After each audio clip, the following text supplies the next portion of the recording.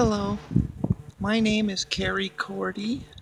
I am 39 years old. I am transgender. I'm in transition. I've been on hormones for about 4 months, and I really started my transition, which for me, it was starting to tell people at the beginning of 2015.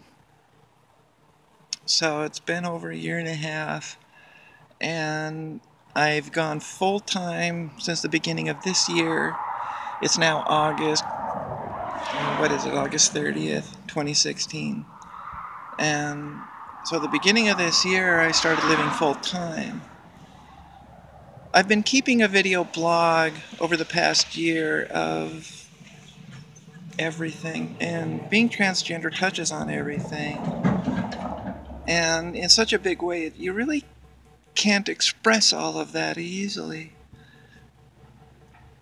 So I'm going to start showing these videos, and I'm not going to show them in order, but what I'm going to do is put them out there. I do name names, and it does get graphic at times, but there's always a point behind it, and never is it meant as a form of revenge, retribution, or even calling upon anybody to ostracize anybody here. Because what this is it's a recognition of a difficult journey through life. And so that's why I'm calling this my journey out of hell. You know, male to female transition. So, in August of last year, so a year ago, I was kicked out of my home. I had moved up to Oregon, small town on the coast, to take care of my father. And yada yada yada, he kicked me out for being transgender once the novelty of it really wore off and the reality set in. And as you learn from the videos, my father is gay, so it's really kind of hypocritical, and it goes much, much deeper than that. But this is here to help people who are not only trying to understand transgender, but to understand abuse, getting over it. And I've always gained strength from those people who stood up and said, you know what? Fuck the consequences. Because this shit happened. And I'm not going to hide anymore. And that's where I'm at. I'm done hiding. You know, fuck secrets. Doesn't ever do any good. So, I'll just go ahead and break to the first video. Well, here I am in the woods. This is where I'm going to be sleeping tonight.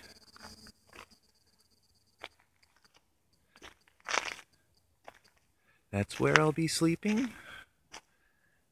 That's my Jeep. And this is me. Been about a day since I've dressed up as myself. Being homeless is a little hard. I had just started going in public when I was kicked out, and you know, it was like going through the drive-thru in Burger King and going to Walmart at like midnight. And when I went to Burger King, it was the first time I had gone out in public, and it was only through the drive-thru to get a hamburger. And it wasn't until I was making my order I realized I had never practiced a female voice. I was so nervous, and so I pretended like I had a cold, and you know, it was just real pathetic, and I was so self-conscious. I'm here in Oregon. I live in a small town. I grew up in Salt Lake City. I was raised a Mormon. I had been, when I was real little, like 4 or 5, I had asked my mom to be a girl. I wanted to know why, what my sisters did to be the way that they were, and I wanted to know what I could do to be that way. And to sum it up, it was, you'll go to hell if you change your key to heaven, as it was put, fuck. And I could have never transitioned in Utah. And it's kind of funny because, on the surface, it's like, a bigger city, you get more acceptance, there's more people to accept you. But in a small town in Oregon on the coast, I was able to come to the point where I could. And I'm finding a lot of support here. Not everybody knows, very few people do, but there's already a rumor going around about me, and this one happened because of my father, had a massive break with reality. The rumor is that I was hallucinating and hearing things, and I was running around the streets dressed as a woman, yelling and screaming, and like everything, there's a grain of truth, but here's what really happened there. I was recently diagnosed as being bipolar 2, and I was misdiagnosed as having ADD most of my life. And one of my mania episodes, when it really gets bad, I go through hypersexuality, which is, without having a girlfriend, means I was masturbating all the time, like 10 times before noon kind of shit. I mean, it was just insane. And so one morning, I'm, over and over again, and I lived in an extension at my dad's house that the only way you could really see it is if you were going out of your way to look through the windows. So one morning I was masturbating to, you don't need to know what, but one morning I was masturbating and I had just finished up and I was pulling up my pants and my dad burst in. Remember, I'm 38 years old. My father burst into my room yelling and screaming about how I wasn't allowed to masturbate anymore. And when I told him to go fuck himself, he said, "Do this for your father. You're killing your father." And I'm not kidding. He was yelling it like that. And I was just, fuck you. I had worn makeup the night before. I hadn't taken it off. I was wearing a boy shirt and leggings. Leggings, ooh, men wear spandex to go jogging. Not that big a deal. And so I told my dad to get the fuck out of my room. I was screaming at him to leave me the fuck alone, that it's none of his fucking business what I do in the privacy of my room. I was being really, really quiet. I don't like making a lot of noise no matter what I'm doing. And so it was like, you know what? I was just going to irritate him. So I was like, fuck you. I'm going to go walk around like this. And just so you know, my dad lives at the end of a 3-mile dirt road. You can't even see the neighbors from the dirt road. Everybody lives down a long driveway. You can't see nothing. And so I'm walking around a neighborhood at like 7 o'clock in the morning. Nobody's around. And my dad freaks out and he calls my doctor, makes an emergency appointment to get me there.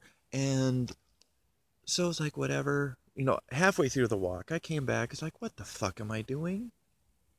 This is not the way to handle this. And so I just went back and in my room and didn't talk to him. I went to the appointment that he made me and I went in, the receptionist are, kind of giggling. And I go back with the doctor and he comes in and say, "Boy, you've been the talk of the office today." And so my father outed me. And what a piece of shit.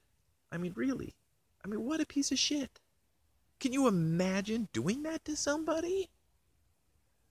So that's the rumor going around town, and that was the real story behind it. And it's just one example of why I have cut my family out of my life. Family are the people you are there for, but in return, they are there for you. My family is not blood. My family are the people that love me and accept me and will be there for me. Don't give up.